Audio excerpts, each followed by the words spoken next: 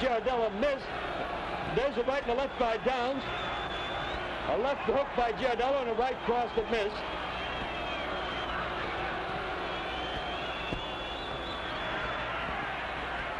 Joey pushes him back into the ropes. Joey seems lethargic tonight. He left hooks him lightly.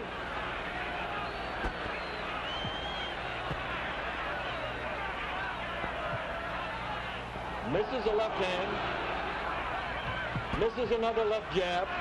A left hook by Downs lands, and a left and a right by Downs land lightly.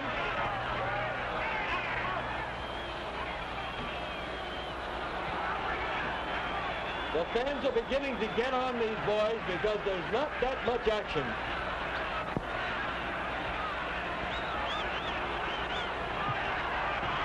They move in. Giardello misses a right hand. In close. Down. And there's the bell ending round number 7. There's the bell beginning the last round, the 10th round, and the men touch gloves in the center of the ring, move out, and start sizing each other up again.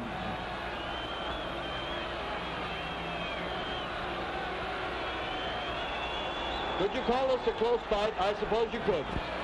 Giardello just tried a right left jab, another left jab and a right hook.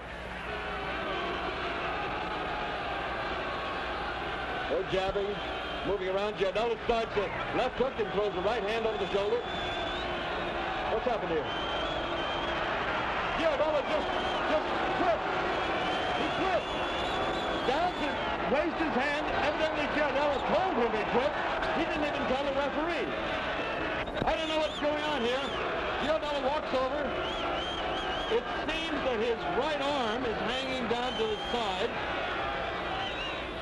Downs is thanking the customers for coming, I suppose. I'm amazed.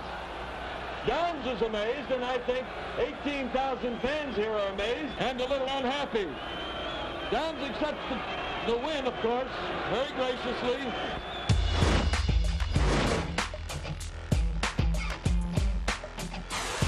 In 1987, Frank Bruno was loved by the British public and was matched with Joe Bugner, who'd taken Muhammad Ali the distance twice in his prime. As a result, thousands of Big Frank's fans turned out to see him send the Australian back into retirement at White Hart Lane in London.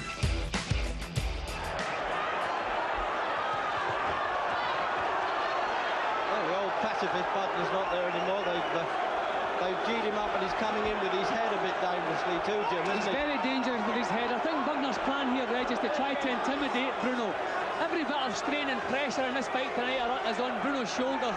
And I think Bugner, being experienced, is going to try to exploit that a bit. He's going to try to put him under pressure. He won't keep this pace going.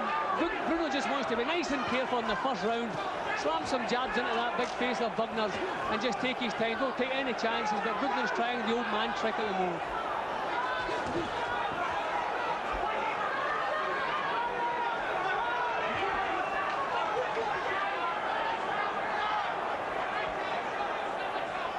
Well, kidology can go a long way in boxing, but in the end you've still got to take the whack on the chin. But all the criticisms aimed at Bugner over there, that's the one thing he's always had, is a stout chin.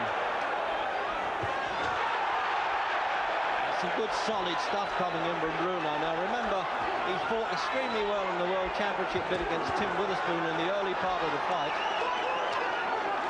And Witherspoon, with respect to Bugner, really is a class above Joe.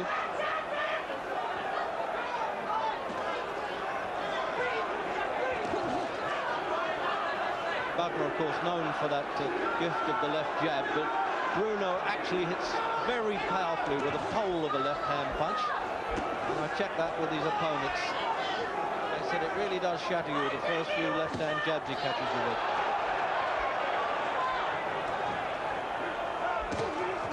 See, just the old flurry in Bugner, just the same, isn't it, Jim? He's not levering into those, not turning his body into those punches. Yeah, those are not really fighter's punches. Those are little swinging arm punches, but with 18 stone behind him, okay, you don't want to take too many of them. But I think the first couple of times Bruno lands this big jab of his, we'll see Joe thinking a little bit of defence again. But he's doing the right thing. He's trying to intimidate Bruno, but thankfully it hasn't worked. Bruno's looking nice and calm.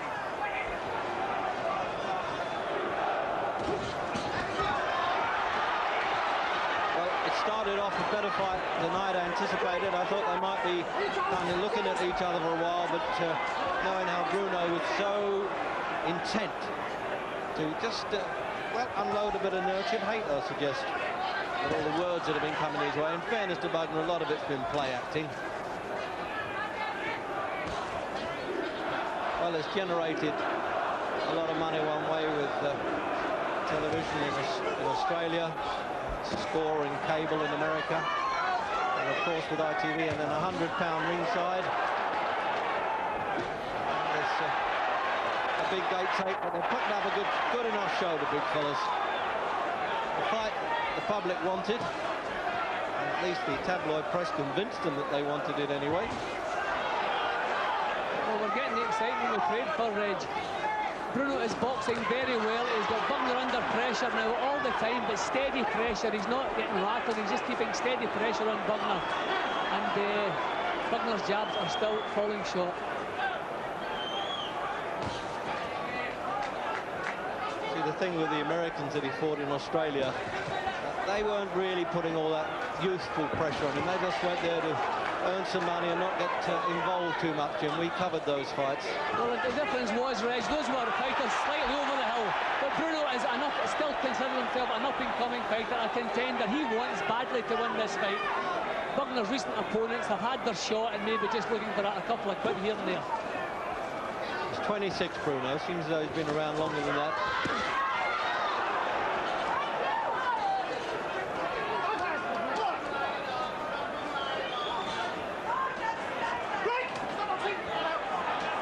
Handling that rather well then.